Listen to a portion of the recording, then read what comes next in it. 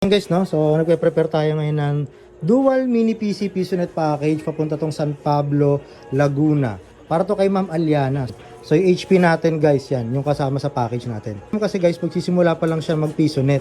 So, yun, mas napili niya yung mini PC. Tama naman dahil starter ka pa lang. Dito tayo sa mga affordable cost lang muna na unit, which is malalaro naman yung mga pang PisoNet na games guys. Nilalagyan na natin ng PC games yan guys, mga pang PisoNet na games. Headset, LAN cable, mousepad, PisoNet box, dual, universal coin slot. Cash on delivery to, di-deliver to ng technician natin. Siyempre si setup. At ipapaliwanag kay ma'am yung mga dapat niyang malaman para sa negosyo na yan. Maraming salamat ulit Ma'am Aliana. God bless ma'am. Ito na yung mga orders natin. So, time check. Ano oras na?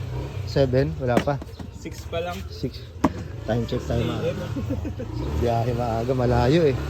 Mahaba yung biyahe mo eh.